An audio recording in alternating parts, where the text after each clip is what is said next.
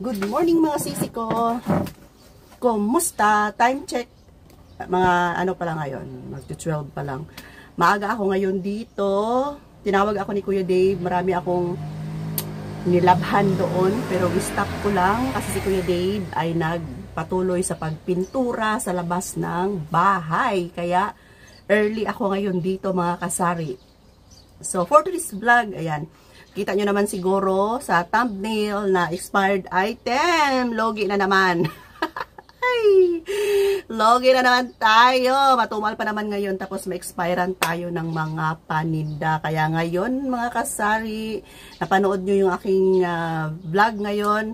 Check ninyo yung mga item isa-isa sa inyong mga tindahan. Lalong-lalo na yung mga item na hindi masyadong gumagalaw. Tingnan nyo yung expiration date. Baka pwede nyo pang mapakinabangan kasi pag malimutan na ninyo at maglampas na sa date ng expiration, naku, nakakatakot ng kainin. Pero sabi nila, may extension pa daw na 3 buwan.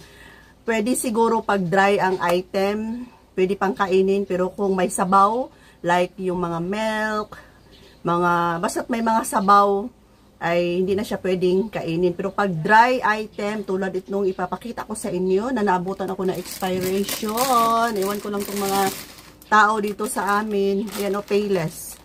Payless na big. Iwan ko lang ha, dito sa lugar namin, kung ano talaga yung nakasanayan ng mga customer. Yun yung pabalik-balik nilang binibili. Kahit na mag-promote ka ng mga bagong product, mas makatipid sila, i-explain mo pa, pero kung ano yung nakasanayan nila, yun lang yung pabalik-balik na binibili. Comment down kayo mga sisi kung ganyan din ba sa lugar ninyo, na kung ano yung nakasanayan dyan sa lugar ninyo na binibili ng customer, ayun yung pabalik-balik. Okay, ito, di ba, Payless, mas nauna yung Lucky Me na Pansit Canton. So, itong Payless, nire-recommend ko to kasi nga, sa totoo lang naman, nakakatipid talaga sila. Ang price ko nito sa isa ay 22. Tapos, ang laman niya, equivalent na siya sa 2 Pansit Canton. So, ang benta ko sa Pansit Canton dito sa amin ay 15 ang isa. So, kung 2 ang bibilhin nila, 30. So, kung ito yung bibilhin nila, tipid sila ng 8 pesos or 10 pesos kung 20 ang benta mo. Diba? Pero, sasabihin pa rin nila, yung ano lang sa akin, tita, yung Lucky Me, yun pa rin yung kanila. Kaya ang nangyari, na-expirean ako ng, 1, 2, 3, meron pa dito, 4, 5, 6, 7, 8, 9, 10. 10 ganito, yung iba ay napamigay ko na. Pero yung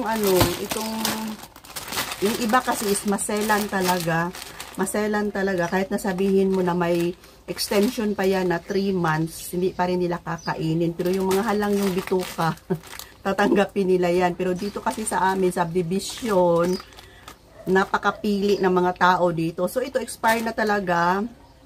May pala to. Hindi ko nabantayan na May na siya ma-expire. So kinain ko na lang sana, or kinain na lang sana namin, or pinabigay. Maano pa sana, mapakinabangan. Kaya nga lang nalimutan kong i-check. Tapos ito namang maanghang, itong Pansit Canton na Payless na kalamansi, at saka itong extra hot, puro kalamansi na lang pala to. Ang expiration nito is July 23 pa naman. So ano ngayon? July 6, no? So 23, ilang araw na lang. So hindi namin ito kayang kainin lahat kasi hindi din kami mahilig kumakain ng mga noodles. So, habang hindi pa maabutan ng expiration date talaga kasi July 23, tapos may extension pa daw to 3 months. Pero yung iba, pag tingin nila kung ano yung expiration, yun na talaga. Wala nang extension sa kanila. So, at least naman lang, July 23, 6 pa ngayon, tatanggapin nila to kasi nga hindi pa talaga siya yun yung date ng araw ng pagka-expire. So, ibibigay ko na lang ito. So, nabigay ko na yung iba. Ibibigay ko na lang ito sa mga customer namin na bibili ngayon. Itong 5. Pero itong kalamansi na May pa. Hindi na talaga. Itapon na lang to. So, mga kasari, check ninyo ngayon. Reminder sa inyong mga tindahan. Lalong-lalo na yung mga mga hindi fast moving item, mga tomato paste, tomato sauce. Ayan, check natin yan. Kaya ako, pabalik-balik na ino-order ko yung mga fast moving item lang talaga. Tapos, yung item din dito sa tindahan ko, kung napansin nyo, pabalik-balik lang din. Iilan lang yung corn beef ko. Iilan lang yan. Argentina Holiday. Yun ngang ibang Pure Foods. Ayan, 3. Tapos meron ako dyan, Lucky 7. Parang pagong umusad. Ang pinakamabenta talaga dito sa tindahan ko ay yung Argentina na corn beef. Sunod na yung holiday. Yung holiday, usad pagong pa rin. Yung Argentina talaga kasi yun yung nakasanay. Kahit maglagay ka pa dyan ng 10 klase ng corn beef, babalik-balik sila sa Argentina. Tapos Pure Foods, may mga kapirahan dyan na mga kawit bahay ko. Yan, Pure Foods yung mga binibili nila. Tapos, sa tinapa naman, sa sardinas, ayan, asan ako? Nawala na ko. Basta agad, magpalit, mawajud ko. Ayan, may bumili kasi, nawala ako sa ko. Yun na. Sa mga sardinas pala, balik tayo. Sa sardinas naman, ang meron lang ako ay Mega at saka Youngstown. Dalawa lang talaga yan. At saka yung pinakamura na Lucky 7 ba yun? Lucky 7. Lucky 7, oh. Yan lang, 3. Hindi na ako nagbibenta pa, napunuin ko talaga yung stante ko ng iba't ibang klaseng mga brand. Tapos, punuin yung stante, iba-iba. Kasi may expire lang talaga yan mga sisi ko. Yung Lucky 7 na yan, nagbenta lang talaga ako kasi minsan may mga customer ako dito na naghahanap ng Ate Rose, may yung pinakamurang sardinas na iano daw nila sa aso nila. Pakain sa aso. So, yan ang purpose ko sa Lucky 7. Pero ang lang talaga nila dito na sardinas ay Youngstown at saka Mega. May display ako before na 555, may display ako before na family. Basta napakatagal kumilos, hindi ko na yan bibilhin ulit mga sisi ko. Ibili ko na lang siya ng item na fast moving item. So, sa mga bagong magtindahan dyan, make sure na ang ibenta ninyo ay yun talagang kilala na brand at yung hinahanap ng mga customer.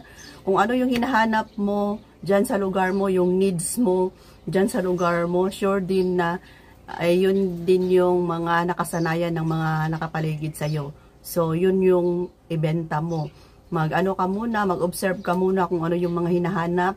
Huwag mong bilhin lahat ng sardinas. Huwag mong bilhin lahat ng kung ikaw ay magtindahan, huwag mong bilhin lahat ng mga gatas. Huwag mong bilhin lahat ng mga corn beef. Wala akong carne norte dito kasi bihira lang maghanap ng carne norte.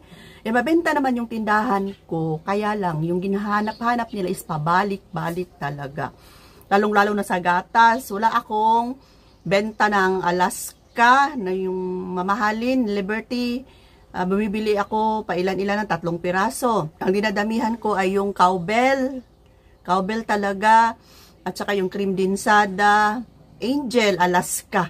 Yung pinakamurang brand, yun yung dinadamihan ko. So, may mga iba dyan na suki namin dito, naghahanap ng medyo pricey. Halimbawa, yung Liberty na lang yung nire-recommend ko. Pero, yun lang, hanggang 3 piraso lang. Yan, sa mga beef loaf naman, ang pinakamabenta, Argentina Holiday. Tapos, sa luncheon meat, ayan, sa taas, meron din akong Holiday, maling, kahit na mahal yung maling, mabenta. Tapos, yung Pure Foods, ayan, yun yung mabenta. Pero, aside dyan, yung ibang mga product ay hindi ko na yan binibili. Same rin sa mga noodles. Yung noodles cup na kasama ng jampong, 'di ba? May mga Nissin. Sa totoo lang masarap yung Nissin, lalong-lalo na yung Nissin na seafoods. Nagbenta ako niyan dito ng pailan-ilan, naabutan na lang ng expiration date kasi yung binibili talaga nila is yung Lucky Me seafood jampong mga kasari. Comment down below kayo sa experience ko. Tapos sa mga biskwit naman mga kasari. Magbenta man ako ng mga, di ba may mga bagong labas na mga biscuits minsan sa grocery. Ayan, mag-try ako niya na mag-display. Pero yung pabalik-balik nila na binibili, yun lang yung nakikita nila palagi sa tindahan. Kung ma-expire yan, kakainin na lang din ni Kuya Dave. Tapos, yung mga pajibar ko, ang ano lang nila, yung pandan at saka choco. Minsan may bumibili ng kulay blue, pero bihira lang. Choco at saka yung kulay green. Mapili talaga. Mapili lang na lang yung mga balik na food. Okay, patuloy. Ayun, kahit sa mga chichirya, mga sisi ko, pili din yung mga chichirya ko. Kahit na mabenta yung mga chichirya, pero may mga chichirya na yung mga bagong labas, hindi nila tinatangkilik yan kung ano. Basta, kung ano yung mga nakasanayan nila, yun lang yung pabalik-balik nila na binibili. Kahit na i-promote mo man yan, mag-try sila isang beses, pero babalik-balik. Pabalik-balik pa rin sila sa mga nauna na nilang mga product na binibili sa tindahan. Tulad na lang ng mga sabon, Safeguard, Bioderm, yan lang. Kaya yung item ko dito sa tindahan, kung ano lang yung mga fast moving talaga, tulad na lang ng mga powder, Sorb talaga yung marami akong stock, at saka yung ano, Ariel, ayan, Wings, Tide, pero Breeze nga, hindi nga nila masyado yung Breeze. Okay, tapos may item pala ako, pasingit lang. Dumating na naman ang maintenance ni Pupoy, nagkakahalaga ng 800. So sa isang buwan, 2 beses ako magpapadeliver ng worth 800. Maintenance lang yan ni Pupoy, mga sisik ko. Yan, sa hindi nakakakilala kay Pupoy, siya yung aking alagang aso na nasa loob, na may sakit sa heart. Ayan, kaya yung mama niya ay sa Bisaya pananing kamot, nagsusumikap na kumikita para pambili ng kanyang gamot. So next vlog, ipapakita ko sa inyo si Pupoy. Okay, check nyo yung mga item nyo para mapakinabangan pa yung pwedeng mapakinabangan. Sayang kung ma-expire, tapon na, diba? Bye for now. Love you all.